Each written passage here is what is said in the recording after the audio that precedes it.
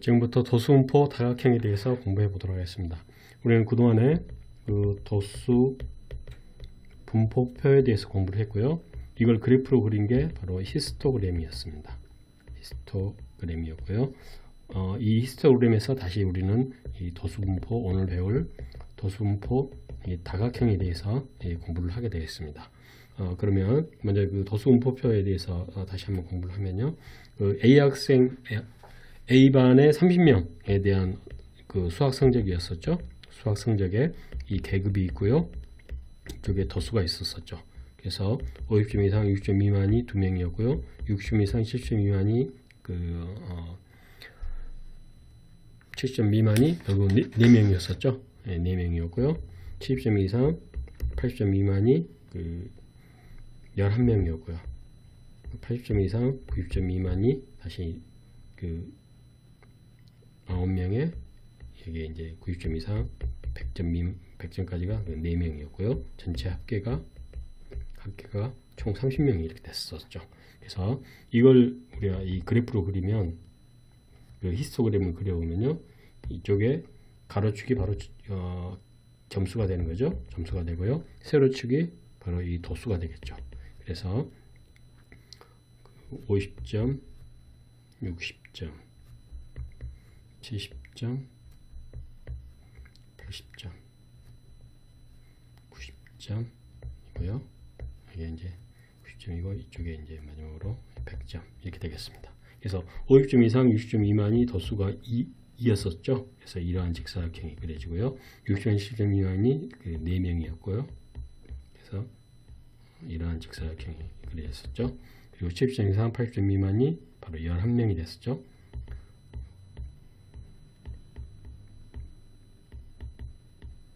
11이 됐습니다. 그래서 이러한 직사각형이 이렇게 그려졌습니다.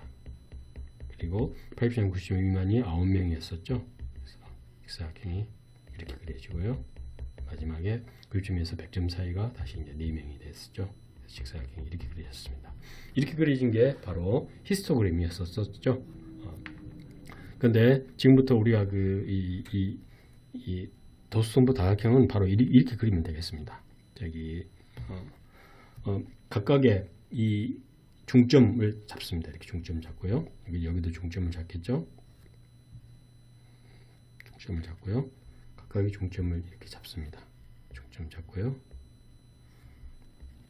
그 다음에 이 양 끝에 이 계급의 이 중점을 여기다 이렇게 잡았죠. 여기도 마찬가지로 이 중점을 이렇게 잡아서 이것들을 이 중점들을 이렇게 연결시킨 거죠. 연결시키고요. 연결시키고 이렇게 연결시킨 이러한 이 다각형, 이 다각형을 바로 우리는 그 도수분포 다각형이다 이렇게 우리가 이야기를 하겠습니다. 그래서 이 도수분포 다각형이 결국 이제 이런 식의 이제 다각형이 되는데요.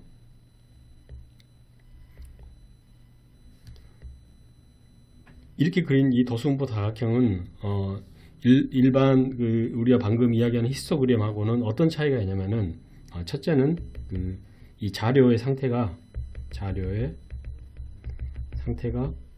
계속 이렇게 연결돼 있죠. 이렇게 연결돼 있는 상태죠. 연속적이다. 자료의 상태가 우리가 연속적이라는 거, 연속적으로 우리가 관찰할 수 있다는 사실을 먼저 알 수가 있겠고요. 두 번째, 가령 이래서 A반 같은 경우에 이러한 우리가 다각형이 그려지고요. 다각형이 그려지는데, 예를 들어서 B반 같은 경우를 여기에 이제 다시 한번 그렸을 때, 가령 이런 다각형이 그려진다. 가령, 예를 들어서 이렇게 해서, 이렇게 가고요. 이렇게 가고, 이런 식의 다각형이 그려진다면, 이 B반의 다각형이요. 이게 A반이고 이게 B반이 되겠죠. 그러면 어떻습니까? 이 두 개 이상의 이러한 그 다각형을 두 개를 이렇게 동시에 그려볼 수 있게 되겠죠. 그랬을 경우에는 이 두 A반과 B반의 경우에는 A반보다는 B반이 훨씬 더 공부를 더 잘한다, 수학 성적이 좋다라는 사실을 우리가 구체적으로 알 수 있게 되겠죠. 그래서 2개 이상의 이상의 그 자료를 우리가 동시에 그렸을 때 이 비교하고 이 분석할 수 있는 그런 그 특징이 있다라는 사실을 우리가 알 수 있게 되겠습니다. 그래서 지금까지 도수분포 다각형에 대해서 공부를 했었는데요. 다시 한번 정리를 한다면 바로 이 도수분포 다각형이라는 것은 바로 이렇습니다. 도수분포 다각형이라는 것은 이 도수분포의 분포의 상태죠. 분포의 상태. 이 분포의 상태를 다각형의 모양으로 이 그림을 그렸었죠. 그리고 이 도수분포표를 그리는 방법은 일단 히스토그램을 그리죠. 이 히스토그램에 각각의 각 직사각형의 윗변의 중점을 잡죠. 그리고 양쪽 끝에 영인도수 이쪽하고 이쪽을 잡는다는 거죠. 이렇게 잡아서 여기에 중점을 찍어서 모든 중점을 이렇게 선분으로 연결한 게 바로 이 도수분포 다각형이다 라는 이야기를 했고요. 이 자료를 우리가 연속적으로 관찰할 수 있다는 사실이고요. 두 번째는 이 두 개 이상의 자료 A반과 B반을 동시에 이렇게 우리가 그렸을 때 여러 가지 자료를 두 반의 자료를 비교하고 분석해 볼 수 있다는 그런 특징이 있겠습니다. 그래서 도수분포 다각형도 매우 중요한 이야기니까요. 잘 알아두시기 바랍니다.